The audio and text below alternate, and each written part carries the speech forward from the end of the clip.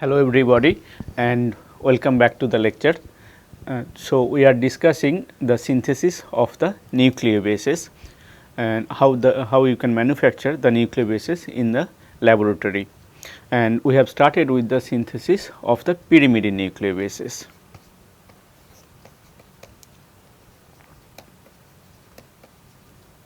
Pyrimidine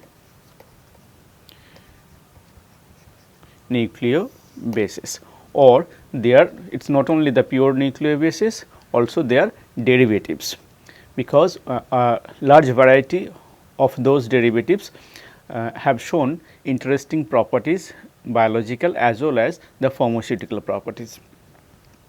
And we have seen in the last lecture that you can formulate a retrosynthetic procedure for the synthesis of such nucleobases. And we have seen that if you have, for example, here a substitution, R1 can be any kind of substitutions, R2 can be any kind of substitution. Mostly we will take the simple substitutions that we have talked about, NH, CO, there is another NH here. So, this is a class of the pyrimidine nucleobase, uracil or thymine mostly, and you can find out a retrosynthetic procedure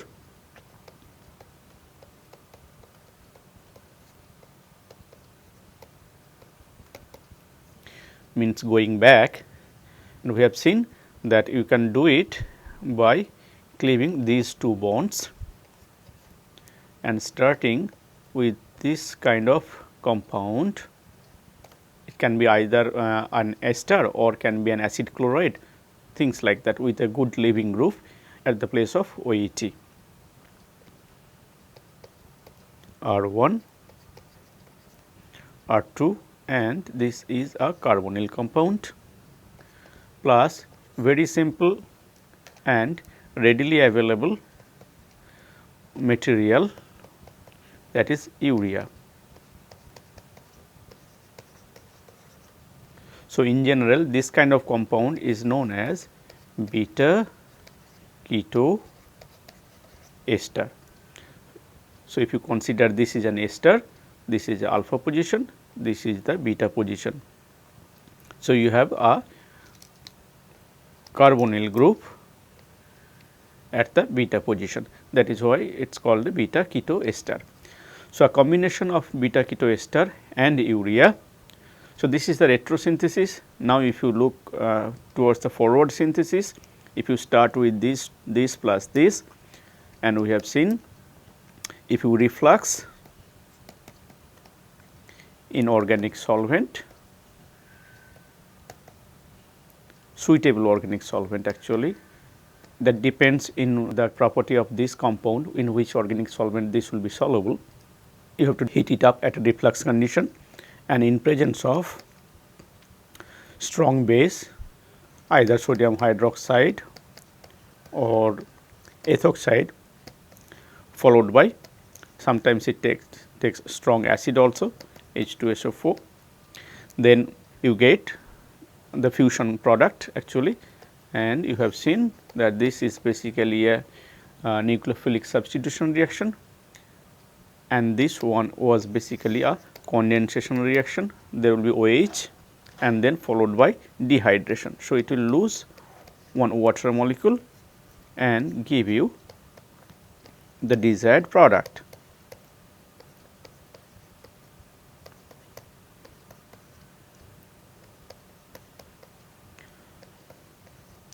And this is what you are looking for, this is what is your target, which is same as this.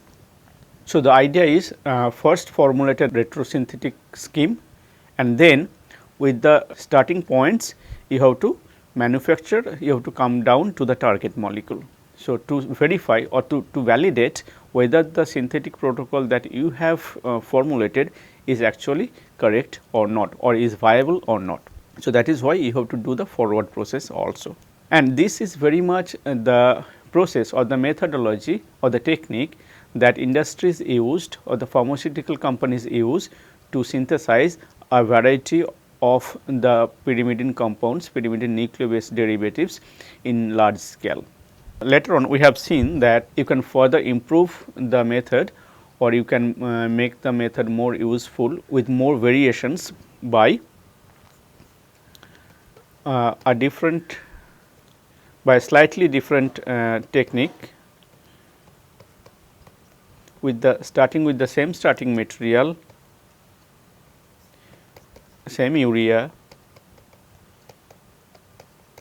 but instead of the strong acid or the strong base and the use of organic solvents, you could simply use, you can replace all those by a Lewis acid PF3, which is present usually in ether. So, ideally it is the BF3, that is the active reagent, which is essentially a Lewis acid, which means the boron has empty orbital to accept electrons, and you can use microwave chemistry here and no solvent. You do not need a solvent here. Within 5 to 10 minutes of reaction, you get your desired compound with really good yield actually. R1 and R2, and you can have a lot of variations there. So, the reason you do not need solvent is because of the fact that in most of the times your starting beta keto ester, your starting material, this is liquid, this is in liquid form, and urea is in solid form. So, when you mix them together, they are immiscible because urea is solid and urea is not soluble in this liquid.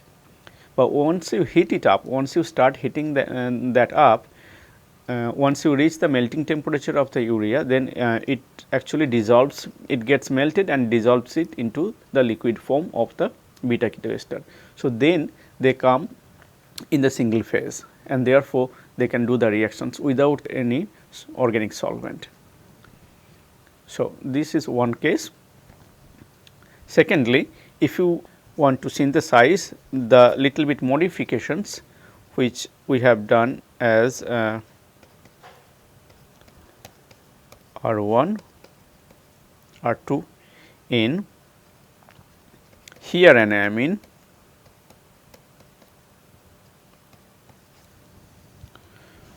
so this is called, if you do the numbering 3, 4, 5, 6, this is 2 amino pyrimidine,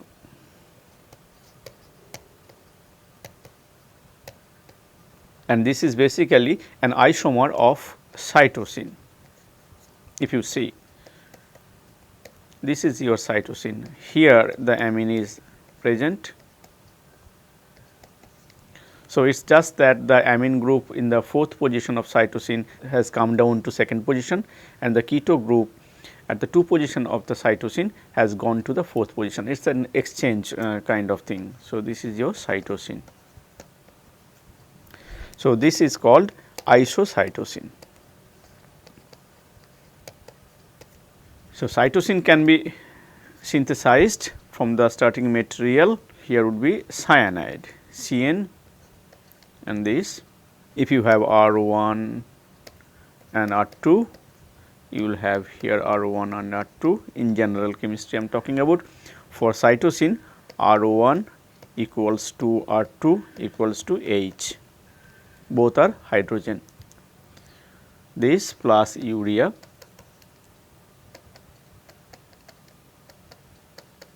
combination of these two under the similar condition as we have seen before will give you the cytosine.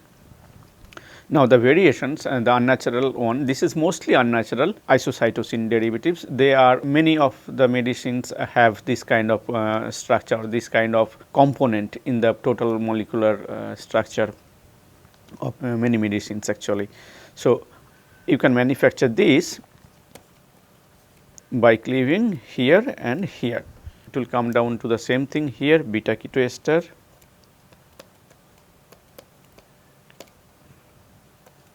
beta keto ester, R2, R1 plus here if you see, this would be, instead of urea, this would be this molecule.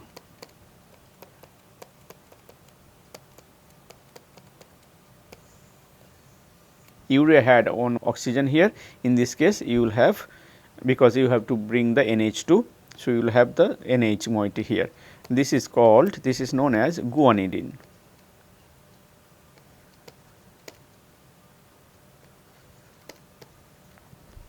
This is called guanidine. So, a fusion of guanidine with the beta ketoester will give you the 2-amino pyrimidine that we have discussed already in the last lecture. So, if you want to do the forward reaction with this 2-amino guanidine,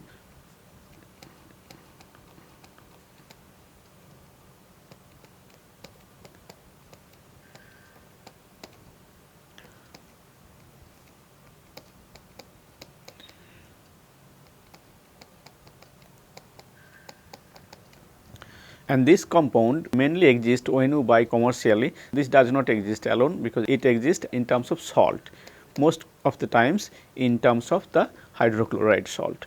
So, this compound exists as .HCl, and when you fuse them together, obviously first thing is that the HCl will otherwise interfere with your reaction. So, you have to remove the HCl. Therefore, you need to use a base in this, but you do not need to use a strong base. What we have figured out that if you use a mild base, just like BF3 was a Lewis acid, potassium carbonate is a Lewis base, Lb. It is a mild base, so it can actually neutralize the HCl over time, and then it will give you the same kind of nucleophilic substitution, and this one is your hydration. Dehydration will occur here. So, you will have this in H, in here you will have the NH, and you have NH, R1, R2, there will be OH here, there is H here, so followed by minus water.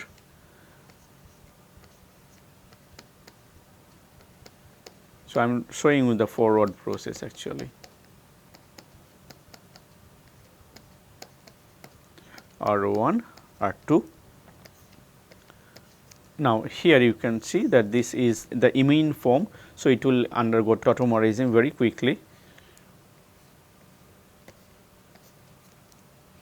and will give you this NH, because this will be the driving force is the aromaticity. Yeah.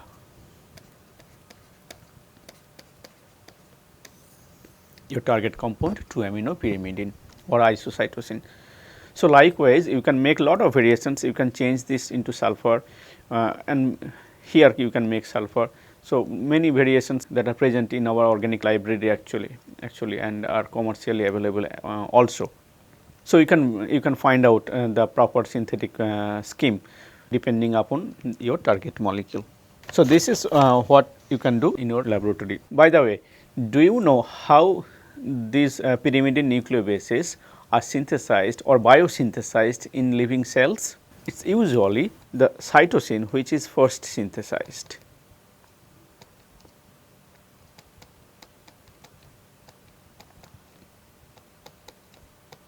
NH, this is your cytosine,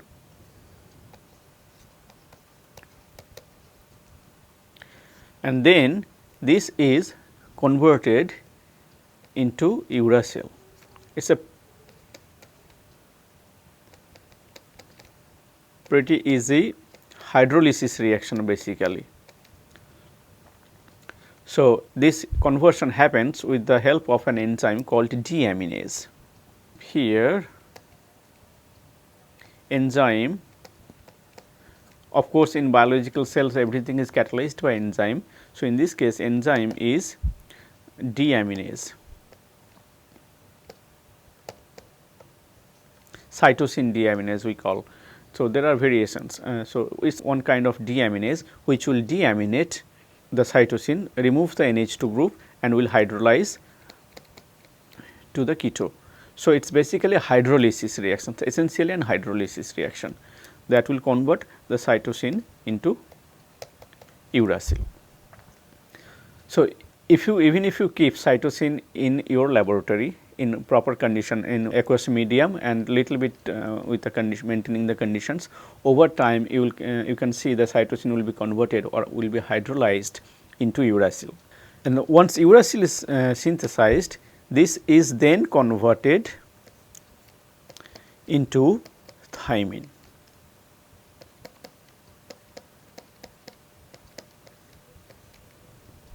And this reaction I have mentioned before also, this reaction is catalyzed by an enzyme called thymidylate synthase.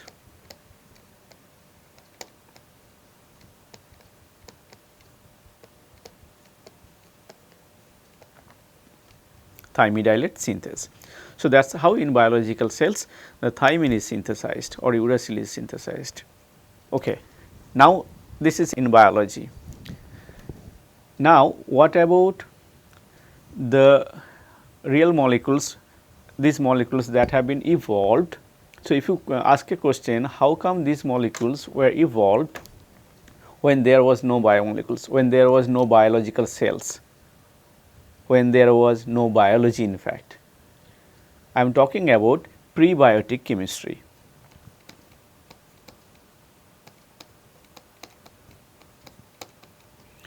Prebiotic chemistry. Prebiotic means before the biology, when there was no living cells, there was no living thing in the world, in the earth.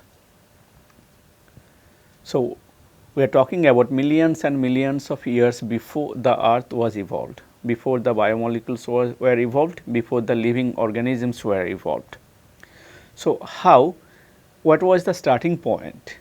How the molecules were synthesized from the materials that were there present before the biology? There was no enzymes, in fact there were no biomolecules there, and there were also no larger molecules, only the smaller molecules were present. So, a popular theory is that before the earth, I mean at the very beginning of the earth, that is millions and millions of years ago, everything was in a very molten state, kind of liquid form, that is being called as primordial soup.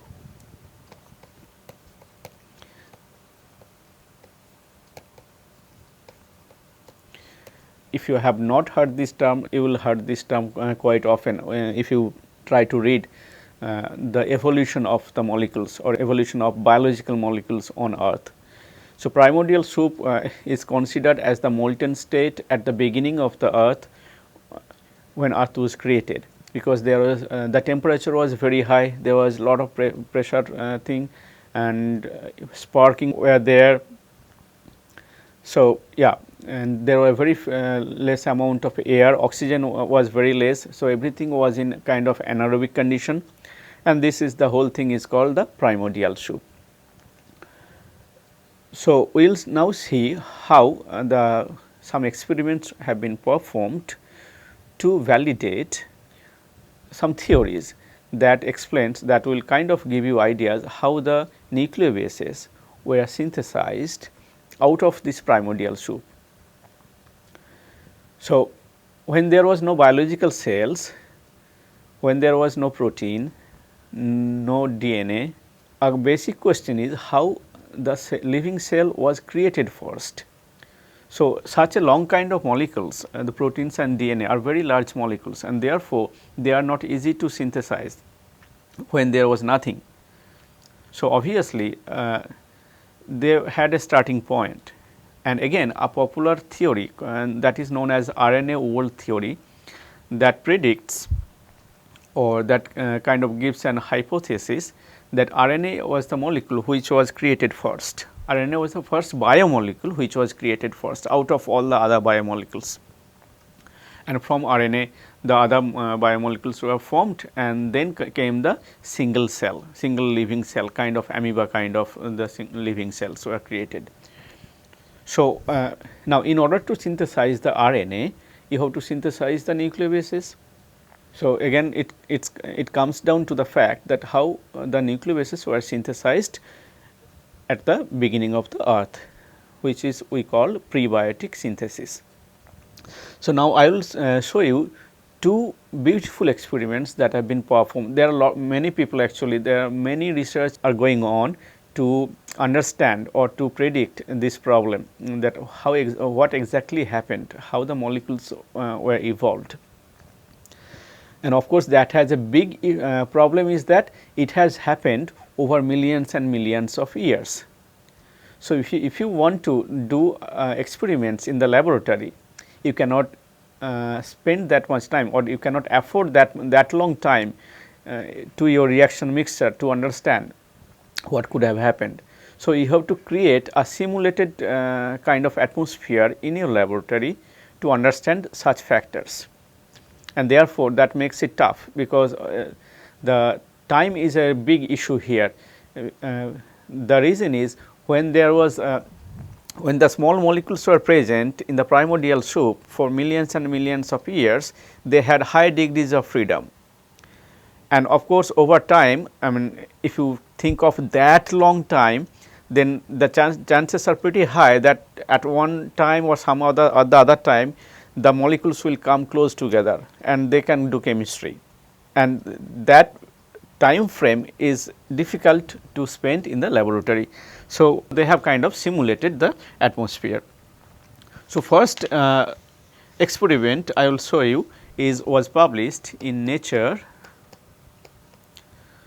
the famous journal, in 1995. This is the volume number, you can search for it, 375, and page number is 772. So, that has actually tried to understand how the nucleobases were synthesized, and they have started with the simple molecules. So, at the beginning of the earth, all gaseous molecule on liquid, solid, everything was composed in a soup, and there were mostly lot of gases were present obviously, and very less oxygen, as I am saying. So, it is very clear that the methane was present, carbon dioxide and carbon monoxide both were present. So, in this case they have taken methane and nitrogen. What they have seen, if you take methane and nitrogen, so this has been validated by other literatures also, and with high electric spark discharge, you can be able to synthesize an organic compound, which is an acetylene derivative, acetylene and cyanide. So, this is cyanide, this is acetylene. This is quite well studied actually, many literatures have reported this reaction that happens. So, this is a key compound now in our hand, and from here I will show you how the nucleobases can be synthesized. So, if you start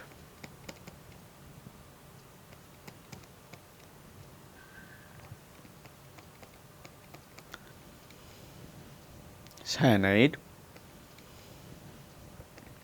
and basically hydrolyze it with water. So, it is like, if you have, the organic chemist can understand it very quickly. If you have acetylene and if you treat it with H2SO4 in acid condition and water in acidic condition, then what you get is the hydrolyzed product, that is CH3CH1, an aldehyde. So, here if you treat it with water under certain experimental condition, then what you can have is this compound, aldehyde. So, this should be converted into aldehyde.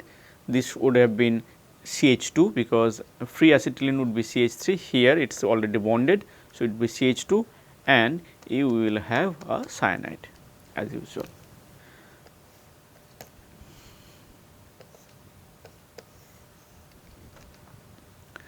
And now, if you react with urea, urea is a small molecule which is easier to synthesize or easier to be evolved from ammonia. Ammonia and carbon dioxide or carbon monoxide actually produces urea, that is also quite well known. So, if you react with urea, then what will happen? Now, you are close to the cytosine kind of synthesis. This, so you will have N, it will be H, here NH of urea,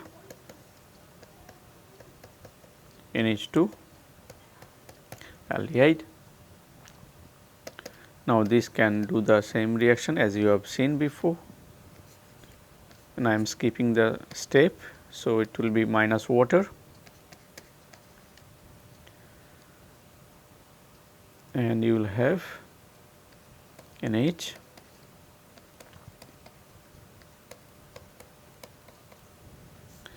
and obviously this is the imine form. So, it will tautomerize quite fast.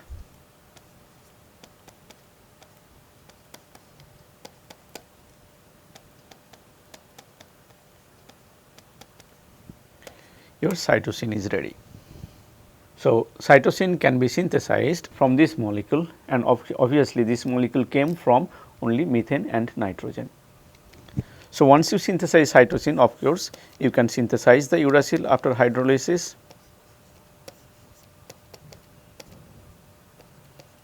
This would be hydrolyzed or deaminated. Uracil was synthesized.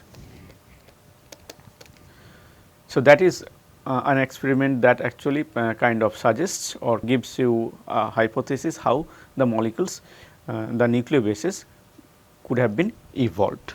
There was one second experiment that I will talk about, another beautiful experiment actually, and this was published in Nature Communication, another very high profile journal in 2019. So, what they have done is they have tried to synthesize the nucleobases in interstellar ice.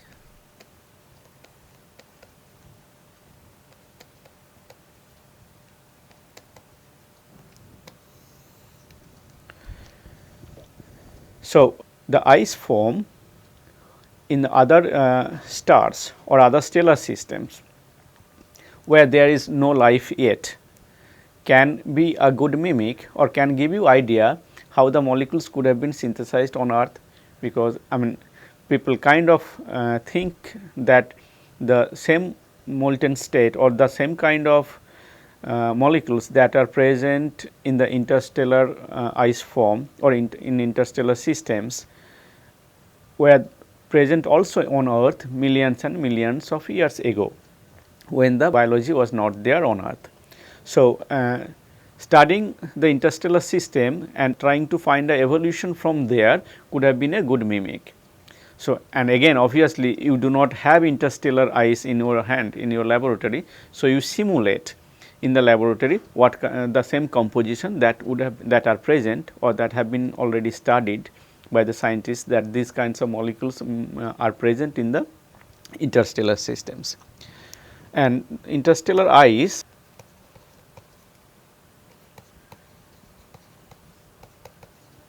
is composed of water, carbon monoxide, ammonia, methanol, and all sorts of stuffs. So, people have used the same composition in the laboratory and tried to find out whether you can synthesize the nucleobases. So, what they have done in this paper is that they have taken all of these, and of course, at the beginning of the Earth there are a lot of radiations, there are a lot of UV radiations, intense UV radiations were there along with high heat, high temperature. So, they have used a high UV radiation in this composition. They have taken a composition of this all these molecules and they have started irradiating with high UV dose. Whatever they have obtained after that, they have processed it further with high temperature.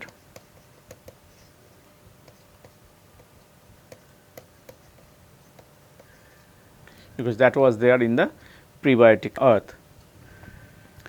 And after this, they have tried to find out what are the molecules that have been formed. And guess what? They have isolated all three of the pyrimidine nucleobases. They have isolated cytosine, they have isolated uracil, they have isolated thymine.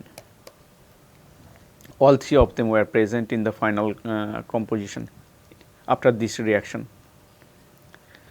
Not only that, plus some of the purine nucleobase derivatives like adenine guanine derivatives were also found in this experiment, purines.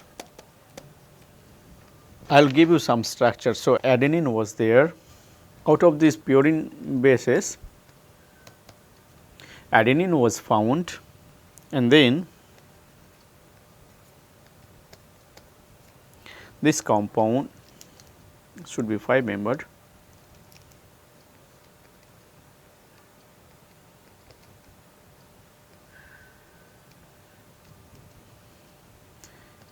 NH, OH, N,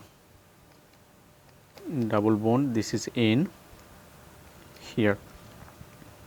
This is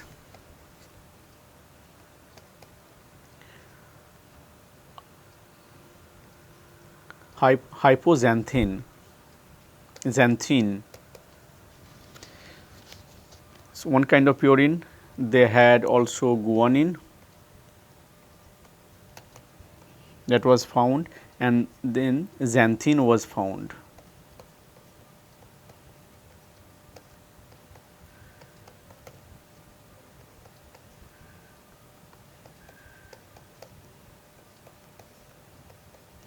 This is xanthine. This one was also found. So, a mixture of the purine bases were also found in the same reaction mixture.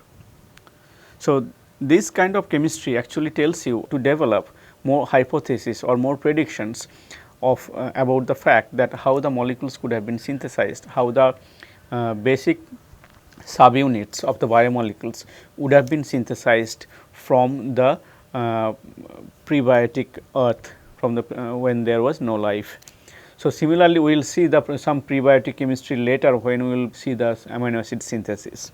So, now you have the pyrimidine kind of pyrimidine synthesis. Now comes the purine synthesis.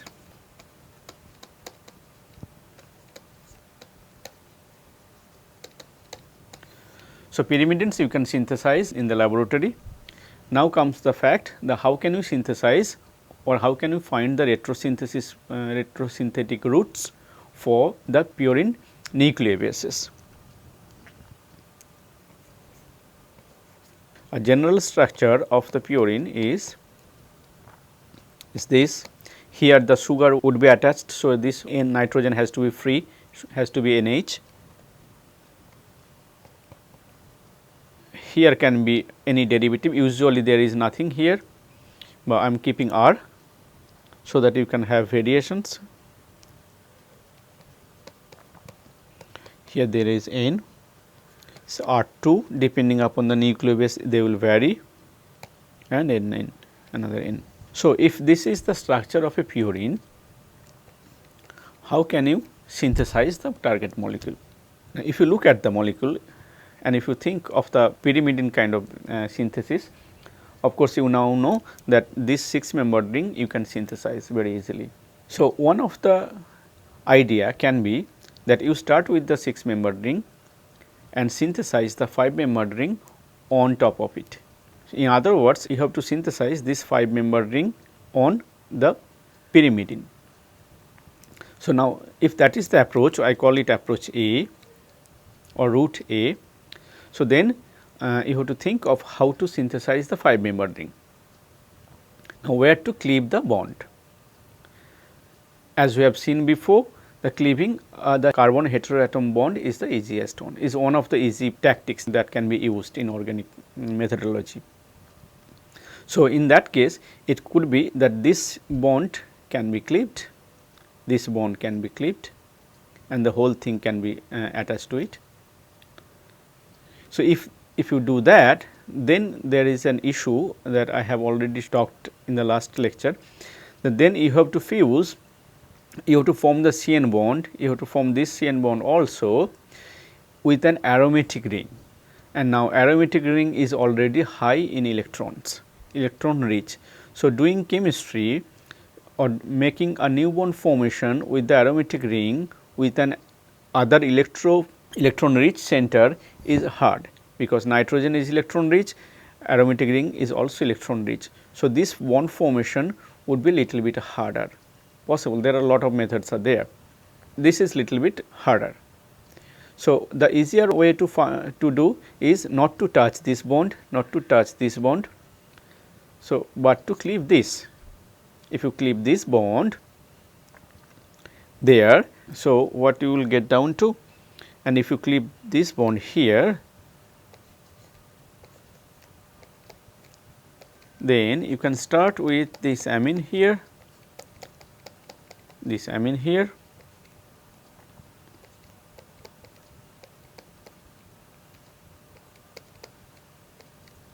and in this case what will be in the other compound, you are forming a double bond. So, obviously, there has to be a double bond O, because remember it was dehydrated and formed double bond. So, that could have been here, and here it is a simple nucleophilic substitutions. So, you can add just a leaving group, good leaving group here in this case. All right. So, this plus this, you can using these two you can manufacture the purine. The other approach is you start with the 5 membered ring and then synthesize the or develop the 6 membered on top of it. So, that is approach B. So, you start with this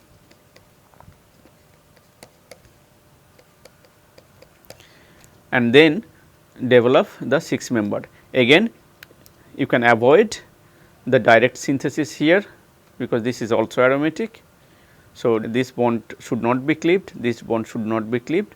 So, you can chop off this or you can chop off that bond. So, that will tell you have R1 and you have to form this double bond. So, it should be a double bond carbonyl, it is a carbonyl compound, and in this case what can you have? You can have amine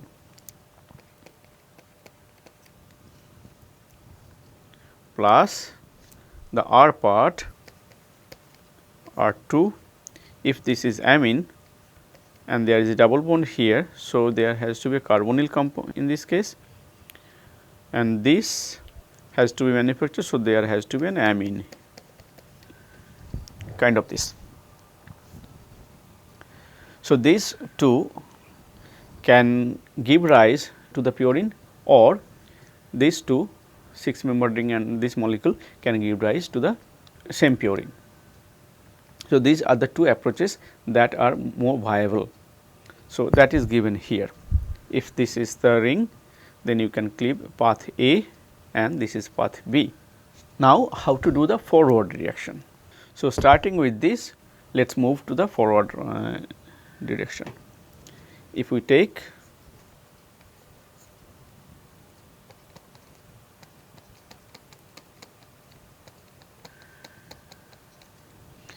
this molecule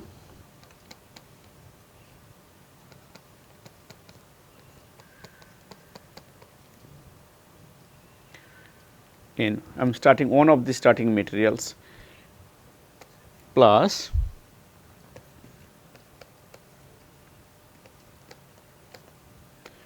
H, then what can you have? You reflux, almost the same condition, and heat in organic solvent. Then what we will have is this one will react, it will come down there. So, if you do the mechanism, you will see that you can form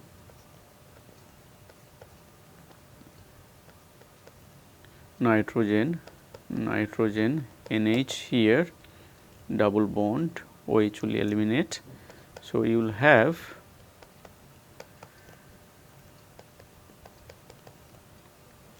amine, this compound, and this is your guanine.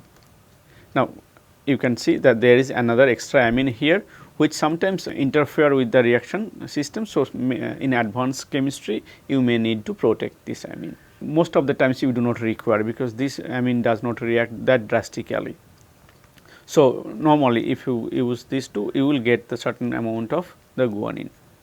Now, if you think of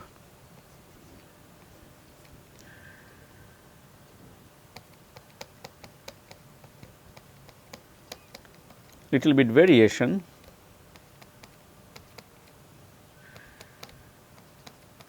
this if I start with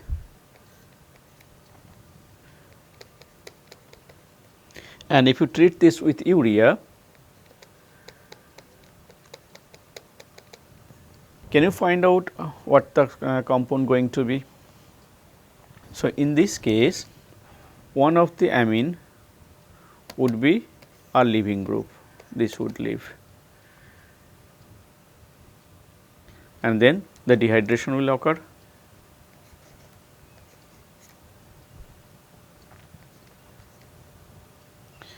What we will have is NHCO, NH2 and NH2 here,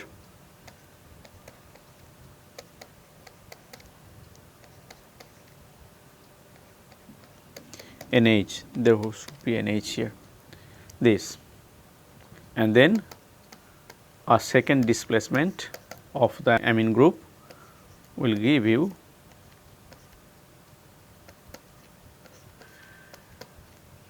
a double bond over here. This would be NH, this would be NH,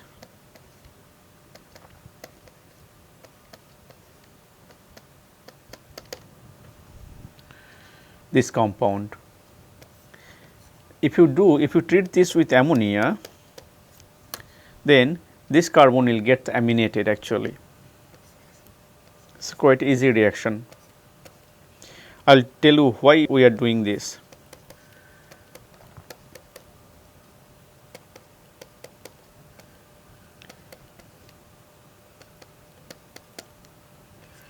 Then this would become amine and this would be double bond here.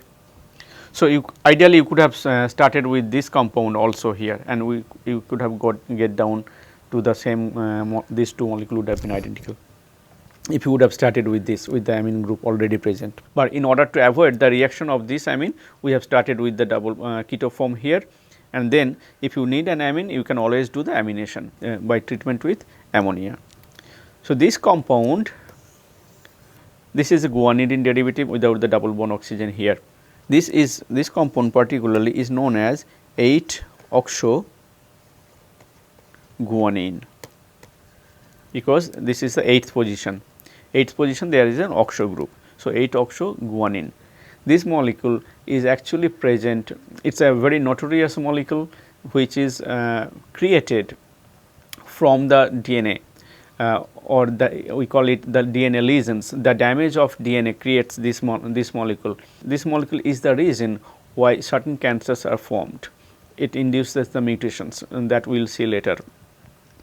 8-oxo-guanine is formed by oxidation of guanine that is present in DNA, and this creates a mutations that causes the cancers. A lot of different kinds of cancers such as lung cancers, pancreatic cancers, they are because of this formation of this molecule 8-oxo-guanine. So, which you can actually synthesize in the laboratory in this way. So, now second, if you start with the 5-membered ring, how can we develop the 6-membered?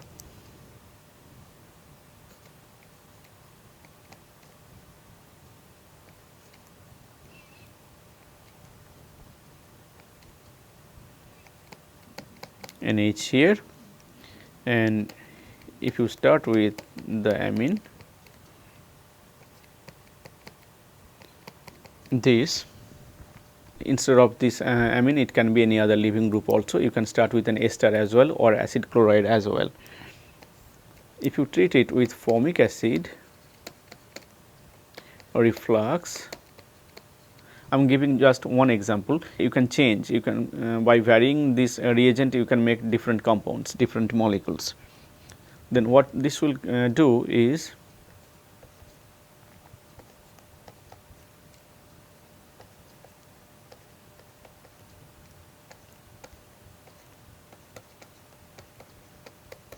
this amine would react and would give you NH CHO, and of course, now this reaction can take place. So, you will have the 6-membered ring and then the 5-membered in here,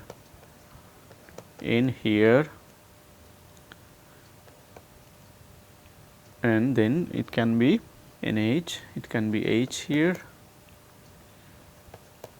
Initially there will be double bond here, then now it can actually tautomerize. You can write it in any form you wish, this. So, this would be formed. Initially there would be double bond here and it will be tautomerized into this.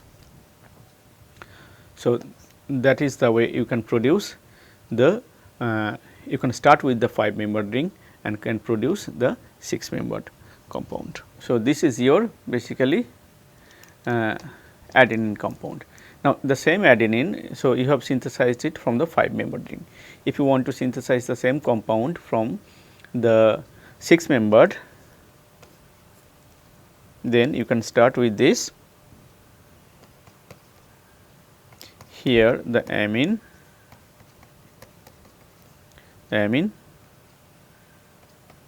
nitrogen, NH. So, this compound you can treat it with the same formic acid, or as you have used this format, ethyl format, or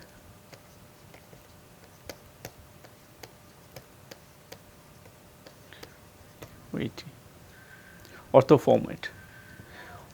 Any one of them you use, you get down to the same compound, that is an aldehyde fused with the amine group.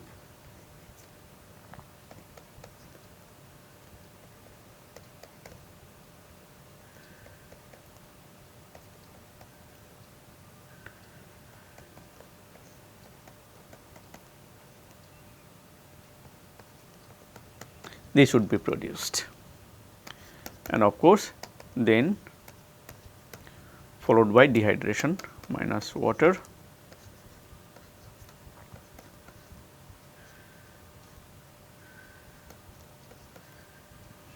Double bond here, this would be NH, there was the double bond present here. This. If you go back to the prebiotic, I will give you one example, how the purine nucleobases, obviously you have seen one, that the mixture of ammonia, carbon monoxide on all these things have produced the pyrimidines as well as the purines. There are other method that has explained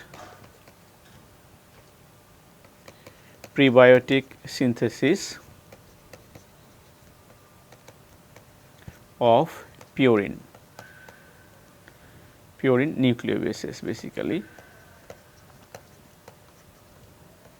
and this one is actually very interesting. It all started with the HCN, hydrogen cyanide, and it is basically a polymerization of HCN.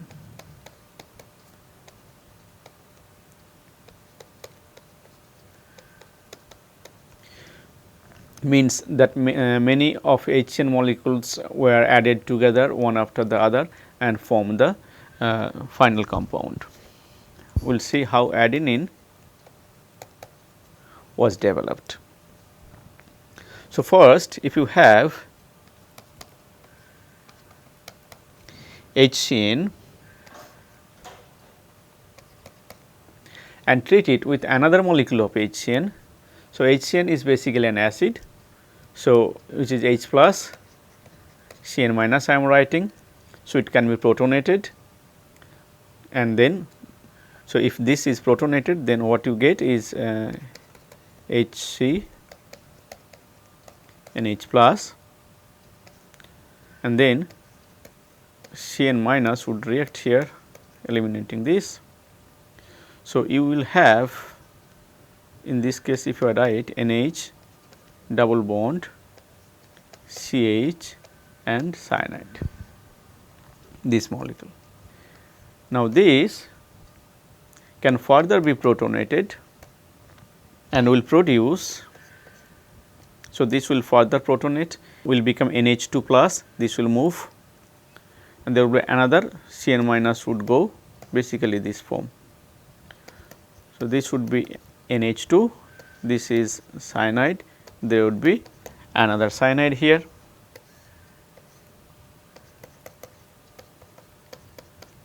Now, once you form this, now you have a nucleophile amine which has a lone pair of electron. So, cyanide is also electron deficient, it acts in both ways. So, this lone pair of electron can attack the cyanide carbon and eliminate this. So, in this case what you will find is the cyanide, this NH, H, this is CH double bond N, N minus, and there is one cyanide here. Now, this minus can react here, eliminate this. So, now you have a 5-member ring with N, there is a double bond here, carbon, then you have NH, cyanide, and in this case you have double bond NH. Now, this double bond NH would obviously become NH2 by tautomerism. So, this would be NH2 here. So, here there is one H. So, this can tautomerize NH. So, you will form this compound. I have to write again here N cyanide NH2, there is a double bond here and an NH. So, this react with another HCN, So, obviously here, and this will come down,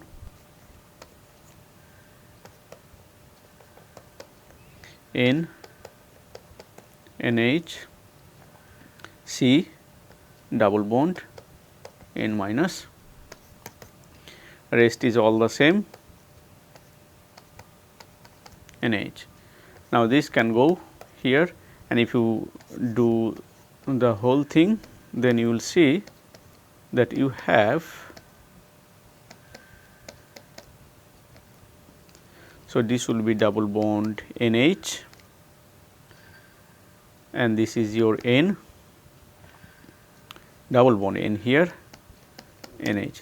Now, this will all tautomerize because this has to be NH2.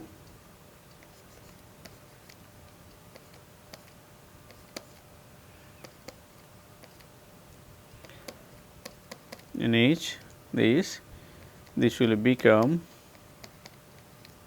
NH2 and this will become N, this will be another double bond here. So, which is your adenine. So, that is how you can synthesize whole of the purine nucleobase adenine out of the HCN cyanide. There are other purine nucleobases also were explained how you can synthesize them from HCNs. So, I mean this is just one example of showing how the prebiotic chemistry could have taken place for the synthesis of the purine nucleobases.